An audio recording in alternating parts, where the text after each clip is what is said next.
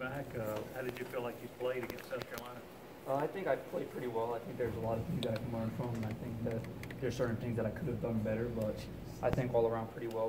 I mean, not well enough for the win, so that's all that matters. So, but I think okay. What specifically do you think you could have done better?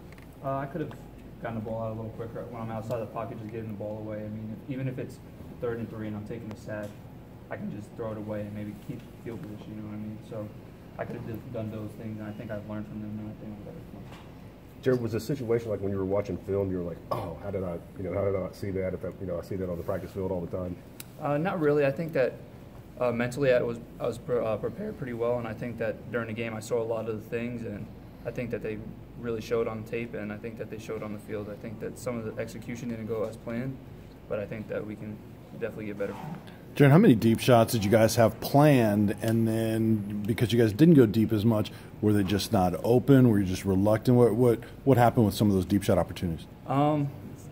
They're always in the game plan. I think that they had a really good cornerbacks. So Fenton and number 7 were really good players, and I think that we were able to go shorter on them and have guys get in space and make some plays. Is there anything you experienced that you can draw on to prepare you for experience like going to play in Alabama?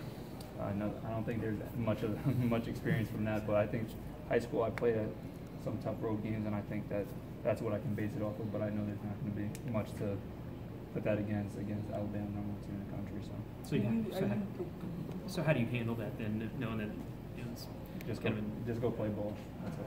Have you talked to anyone just to get any advice, or kind of just picked anyone's brain about what you might be in for? I got the chance to talk to Shea Patterson from Ole Miss for a little bit, just ask him about how that atmosphere was and what they really did pretty well, and that's good enough for that. What were some things you picked up just as a starter versus coming in that you were able to benefit from playing the entirety of the game? I felt a lot more comfortable being able to just work around the things. I think that some of the situations that I was in didn't really let me get in a groove, and that's really not the type of player that I've always been. So I think that just being able to have that opportunity was soothing, and it also helped me out in the meantime. And then the scramble, the decision when to run, when to throw off the run, it seems like that's such a feel thing. I mean, how does that work for you? Is it a trigger thing? Is it something that you can anticipate? It's more so of just thinking either how many yards can I pick up, how many yards can I lose, if the guy's open enough, if they're flowing too much. It's just kind of a feel thing, and I got to do a better job with down and distance and just figuring out when to give it a chance and when to let it go. You said you've been a Tennessee fan for a while, all the way growing up. What does this matchup between Alabama and Tennessee mean to you? I definitely know the history, and I'm definitely looking forward to it. I know that Alabama's always been a great team, and I know that they're hot right now, and I'm very excited for the challenge. You said you had a lot of nerves going into the first game. Do you expect to have a lot of nerves going into your first road start? Not as much. 3 trips inside the red zone without a touchdown. What did you see on film that you guys can clean up and kind of fix that? Execution. I think the right play calls were called, and I think that there was just times where we just didn't make the right plays, whether it was blocking the right way or just even doing something so little as, for me, just giving the ball off quicker and those type of things. So I think there's little things of execution, and I think that we're able to learn from it and fix it. Jarrett, as you know, Josh Dobbs is thrown in against Alabama too. Have you been able to talk to him at all? Yeah, I talk to Josh probably 3 times a week, and he just talks to me about preparing and just being ready for the opportunity. Jarrett, how much did you kind of learn from him? I know you redshirted last year, but you traveled to all the road games, and you kind of, I guess you're kind of under his wing a little bit. What's the biggest thing you kind of took from him? I definitely learned a lot just from the offensive standpoint, but just from a personality standpoint, just how he treats people and how he goes about his business, I definitely learned the most from that. What kind of, I guess, feedback or reception have you been getting from your teammates since you were named starter last week? I think that they're starting to love me up more and more. I think after the game Saturday, I think that they have a lot more respect, and they're definitely talking to me in a different manner, and I feel a lot more love from them. What about the lead block, Jarrett? Can you talk a little bit about that? How many lead blocks did you throw in high school? No, not too many. That got me in trouble with Mom after the game. She asked me, she got a little nervous, and I told her I got to do what I got to do to win the team and to make plays, so I had to do it. Have you always been an emotional quarterback? Yeah, whenever I play football, it's an emotional game for me, and I have a lot of passion for it, and I hate losing, and whatever I can do to win, I do. Does that go back to junior high even? Yeah, it goes back to when I was a baby. How do you temper your confidence? If there's one thing that you've brought, it is a lot of confidence in yourself. How do you temper that? Is that hard for you to temper your confidence because you've had so much success? I think I've always been a confident guy. I think that I'm very confident in my abilities and how I play the game, and I think that I can also be a great leader with that. And sometimes you got to take it for what it's worth, and you guys seen it. Confidence could have been a little bit too high at times, and I've definitely learned from that, and now I live and I learn.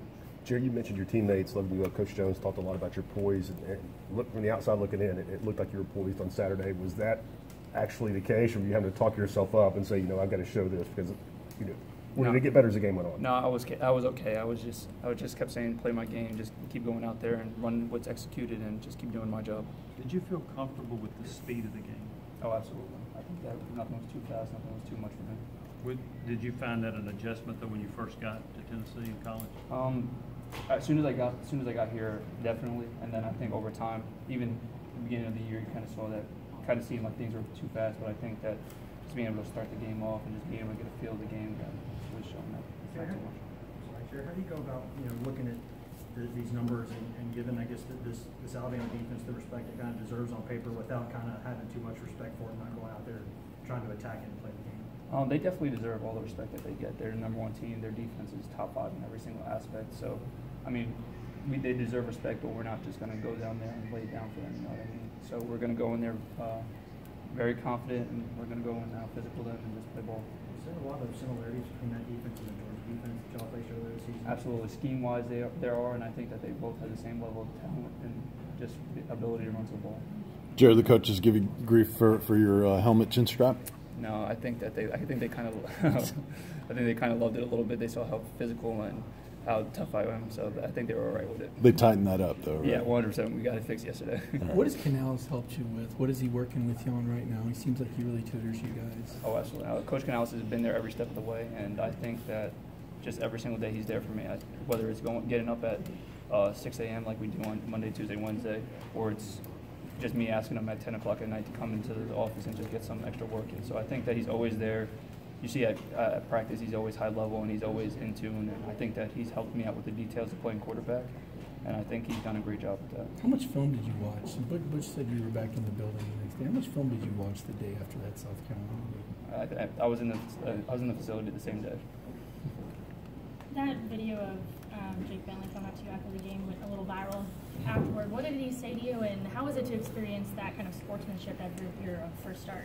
Me and Jake have known each other for a long time. I think going back to freshman, sophomore year, we used to be in the same grade. So I think that just being able to have a friend like that on the field and just being able to go back and say thank you for that, it means a lot because I was definitely devastated after the game and it was visible. And he just came up to me and was able to say, "You played a great game and you guys have a great team," and those type of things. So it just kind of picked me up a little bit, and I definitely appreciate that from him. Even with the emotion of that last play, that have that last drive and get you guys down the field, how big was that for your confidence?